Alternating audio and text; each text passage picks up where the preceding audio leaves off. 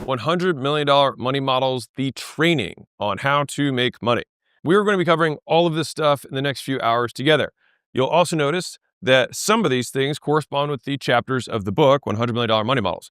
You'll also know that some of these things are not included in the book. And that is because some of these things are extras. They're Easter eggs. They're my gift to you for actually making it over to the internet where you can watch with your eyeballs and listen with your earballs. I will have things that are additional to the book chapters that go in a little bit more depth, because with a book, you have to be super constrained in terms of attention. With videos, they can be a little bit more engaging. And so I cover a few more examples, few different examples, and add in some chapters that I ended up cutting out in the final version. So enjoy. With that being said, let's get into context. Context. The purpose. So why does this book exist?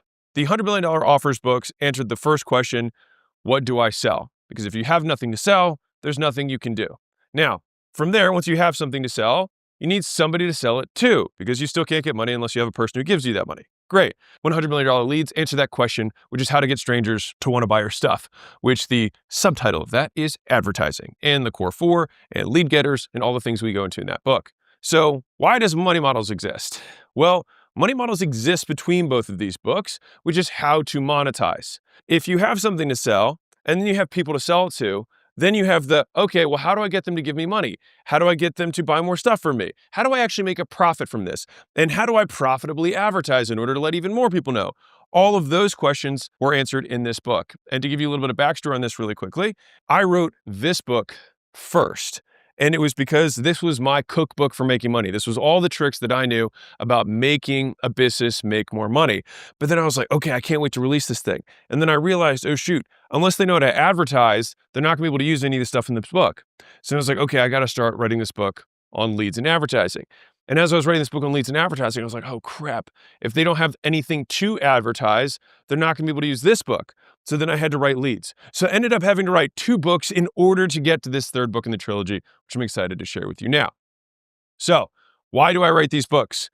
This is a little Isaac Newton. If I have seen further than others, it is by standing upon the shoulders of giants. And so my goal is to pass as much on to you as I possibly can, and hopefully make you lots and lots of money. And maybe someday you hit me up and say, hey, can you invest in my company? And I'd be happy to do that. Otherwise, just make money. I'm gonna die, so are you, and at least we can share some stuff. All right. Big picture, we're all here because other people in the past documented what they did for generations. We may not remember the names, but we do pass on the learnings. And so that's kind of my goal here. And so education is the greatest legacy of all. That's why I make all the stuff that I make. All right, and so consider the alternative. You live a life amassing education and then you die. And then everyone has to relearn what you learned. Everyone suffers what you suffered. What a waste of a life. And so I do this while I grow because I don't want to forget the little details at the end of my life. Because some people are like, oh, I'm going to document at the end. It's like, well, you're going to forget all the details by then. And so I try and make as much stuff as I can as I go up. Breadcrumbs, if you will. Simple skills are easy to teach. Complex skills often include some type of mentor or apprentice relationship for years to transfer knowledge. So think about like deal making, surgery, scientists. Those are things that usually are complex skills, but it's more so that there's just bundled terms that have many skills underneath of them. And so it's more that people have a harder time quantifying it than it is that they are complex versus simple. But the thing is that there's not very many apprenticeships for business. This is the problem, right? And so my books and my trainings are my attempt to mimic apprenticeship at scale. So here's the problem this book solves. Most advertising isn't profitable, AKA people lose money getting customers. And so let me explain how this works. Let's say you make $1,000 in profit per customer over the lifetime. So this would be a lifetime gross profit of $1,000. And it costs you $100 to get a customer. That's CAC, cost to acquire a customer, CAC. So LTGP is 1,000, CAC's 100, LTGP to CAC, which is a ratio, is 10 to 1, which means for every dollar you put in, you get $10 back out. Now you should make that trade every time. But what if you make the $1,000 in a bulk payment 12 months later? Well, shoot, so that means you put $100 out today, and then you do all this work, and then you get paid a year later. Ugh. Well, you should still make the trade, but you're going to have a lot of cash flow problems, right? So you have your -100 day 1 or month 0, and then you're still losing money all this time delivering to the customer, and then finally they pay at the end. It could be equally said that, let's say if we had a 10-year LTV and someone paid you $100 a year for $8.33 a month for the next 10 years, you should totally make that deal. you're still not going to have any money even be profitable until month 13. You would either have to burn your own savings, which sucks. You'd have to burn other people's savings through debt and equity, meaning you sell portions of your business in order to get more cash. You do fundraising, right? Or you raise some sort of loan from a bank so that they can basically fund your business while you wait to get this money back from customers, which sucks and is hard. And I get it because I've been there. But the good news is there is a better way, which is door 3. Make more than $100 in profit in the first 30 days for this particular instance. And so this book is door 3. So if the problem is that most advertising is profitable, the solution is something I call client finance acquisition or customer finance acquisition. CFA is sometimes what I refer to it as. And the point of that is to make money faster. This enters the element of speed into the conversation, not just how much you spend, how much you make back, but how fast you make it back. Because how fast you make it back can be the thing that unlocks all the growth in your business or takes your business overnight. So, customer finance acquisition or client finance acquisition, CFA, is a process in which gross profit generated from a single client within the first 30 days is greater than the cost of acquiring that customer. So where gross profit, the extra cash that you make from somebody coming into your business from one customer in the first month is more than the cost of getting that customer. Now, if you're listening or following along from the book, this isn't in the book. And the reason for that is that every single of my proofreaders, as soon as I start getting into math, they're like, I don't know if people are going to be able to follow along with that. And so I ended up just cutting the math sections from the book, but they are here because it's important.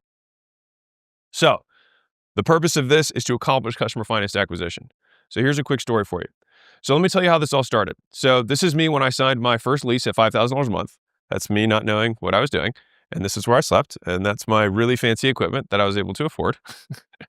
And so I heard about this thing called Facebook marketing and things started going well. This is actually a picture I sent to my dad after the first week of having my gym to show how many memberships. I actually was very proud of this, which is kind of silly now that I look at it. It's like I had 18 memberships, but I was super proud of this. I'd hustled all day to get that. And so the thing is that things started to grow. And so that was good. This was my 1 year. There's my little dinky streamers because that's what I could afford at the time. But things were going well. All my clients showed up, which was kind of sweet. And we grew over to 9+ employees. So that was cool.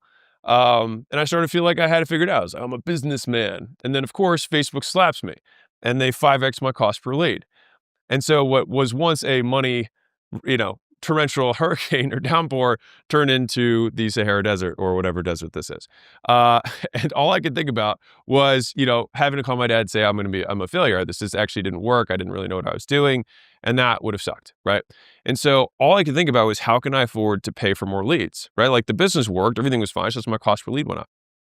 And so I needed something that was immediate cash up front so I could pay off my credit card bill for the ad spend without going into debt. And so I want to highlight one key point right now is that 2 types of business owners. One type of business owner tries to keep figuring out and being upset about the things that are out of their control. If CPMs, the cost per impression goes up on a platform, you can either afford the impressions or you can't. Now you can beg, borrow, and steal and wish that the impression cost goes down, but it's not going to change anything, right? Of course, you can make better ads, you can make better hooks, things like that. But fundamentally, my lead costs went up. So you can either go out of business or you can try and figure out a way to make more money per customer. And so that's what we did. All right. And so this is what happened. So I'm traveling home for the holidays and I've got this layover somewhere and I see a guy from college in the same waiting area. And I was like, oh, no, shoot. I was like, hey, what's up, dude? So we start chatting and it turned out that he started a supplement business. I was like, oh, okay. Kind of interesting.